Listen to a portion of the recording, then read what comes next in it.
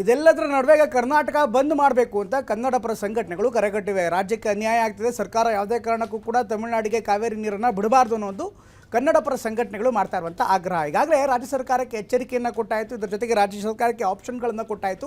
ಈಗ 13ನೇ ತಾರೀಕು ನಾವು ಬಂದ್ ಮಾಡ್ತೀವಿ, ಬೆಂಬಲ ಕೊಡಿ ಅಂತ ವಾಟಾಳ್ ನಾಗರಾಜ್ ಹೇಳ್ತಾ ಇದ್ದಾರೆ. ಎಲ್ಲ ಬೆಳವಣಿಗೆಗಳನ್ನು ಗಮನಿಸ್ತಾ ಇರುವಂಥ ಸರ್ಕಾರ ಅನಗತ್ಯವಾಗಿ ಬಂದ್ ಮಾಡಬೇಡಿ, ನಾವು ನಿಮ್ಮ ಜೊತೆಗಿದ್ದೀವಿ ಅನ್ನುವಂಥ ಸಂದೇಶವನ್ನು ರವಾನೆ ಮಾಡ್ತಿದ್ದಾರೆ.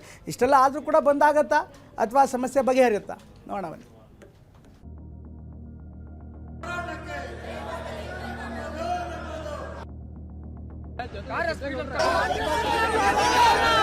ನೀರು ನಮ್ಮ ಹಕ್ಕು ಅಂತ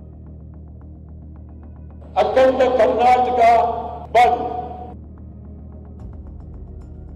ಬಂದ್ ಮಾಡತಕ್ಕಂಥದ್ದು ಒಳ್ಳೆ ವಿಧಾನ ಅಲ್ಲ. ರಿಕ್ವೆಸ್ಟ್ ಮಾಡ್ತಾ ಇದ್ದೀನಿ, ಇದೆಲ್ಲ ಅವಶ್ಯಕತೆ ಇಲ್ಲ, ನಾವೇ ನಿಮ್ಮ ಪರ ಇದೆ.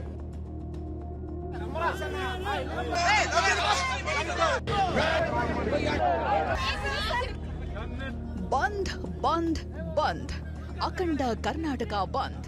ಬೀದರ್ನಿಂದ ಚಾಮರಾಜನಗರದವರೆಗೆ, ಉತ್ತರ ಕನ್ನಡದಿಂದ ಬಳ್ಳಾರಿಯವರೆಗೆ ಸಂಪೂರ್ಣ ಬಂದ್ ಬಂದ್.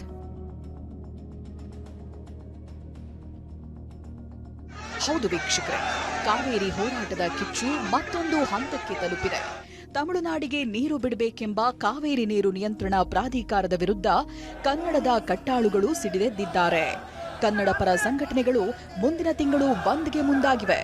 ಆಗಸ್ಟ್ 13ರಂದು ಅಖಂಡ ಕರ್ನಾಟಕ ಬಂದ್ ಮಾಡೋದಾಗಿ ವಾಟಾಳ್ ನಾಗರಾಜ್ ಘೋಷಿಸಿದ್ದಾರೆ.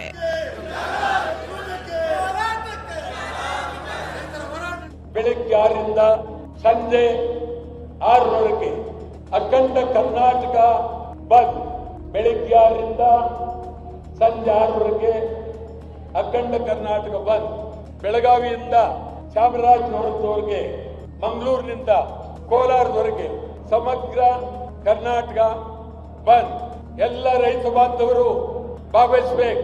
ಓಲಾ, ಊಬರ್ ಎಲ್ಲ ಅವತ್ತು ನನ್ನ ಪ್ರಕಾರ ವಿಮಾನಗಳು ನಿಲ್ಲಬೇಕು, ಓಡಾಡಬಾರ್ದು.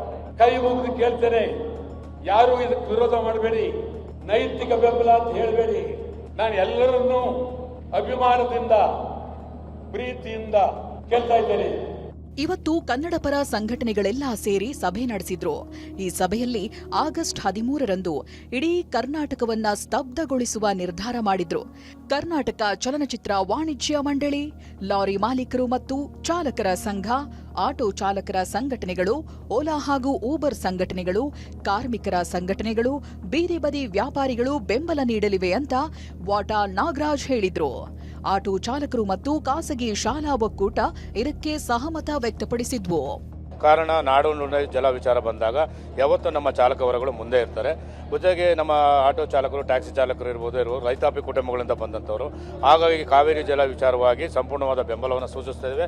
ಶಾಲೆಗಳನ್ನು ಮುಚ್ಚೋದ್ರ ಮುಖಾಂತರ ಪ್ರತಿಭಟನೆಗೆ ನಾವು ಕೂಡ ಬೆಂಬಲವನ್ನು ವ್ಯಕ್ತಪಡಿಸಬೇಕಾಗತ್ತೆ ಮತ್ತು ಸರ್ಕಾರಕ್ಕೆ ಕೂಡ ಮನವಿ ಮಾಡ್ತೇವೆ.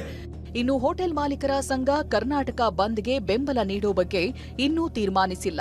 ಟಿವಿ9 ಬಳಿ ಮಾಹಿತಿ ಹಂಚಿಕೊಂಡ ಹೋಟೆಲ್ ಮಾಲೀಕರ ಸಂಘದ ಪಿಸಿ ರಾವ್ 1 ವಾರ ಇರುವಾಗ ತೀರ್ಮಾನ ಮಾಡೋದಾಗಿ ಹೇಳಿದ್ರು.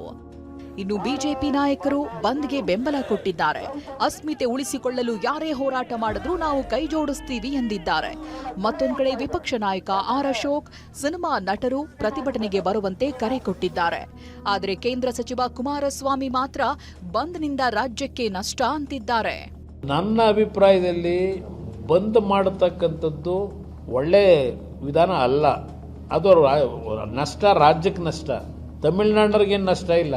ಚಲನಚಿತ್ರ ನಟರು ಅಷ್ಟೇ, ಕೆಲವರು ಮಾತ್ರ ಬರ್ತಾರೆ ಬೀದಿಗೆ, ಅವ್ರ ಪಿಕ್ಚರ್ಗಳು ಮಾತ್ರ ಚೆಂದಾಗಿ ಓಡಬೇಕು.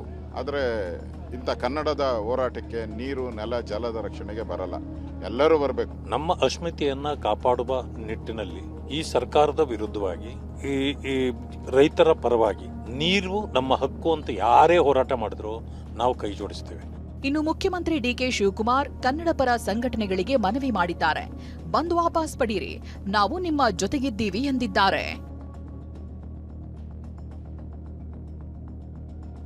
ನಮ್ಮೆಲ್ಲರೂ ಕೂಡ ನಾಯಕರುಗಳನ್ನ ವಿಶ್ವಾಸಕ್ಕೆ ತೆಗೆದುಕೊಂಡು ನಾವು ತೀರ್ಮಾನವನ್ನು ನಾವು ಮಾಡ್ತೇವೆ. ದಯವಿಟ್ಟು ಬಂದು ಇವೆಲ್ಲ ವಿಚಾರವನ್ನ ಕೈ ಬಿಡಬೇಕು ಅಂತ ಹೇಳಿ ಮನವಿ ಮಾಡ್ಕೊಳ್ತಾ ಇದ್ದೀನಿ.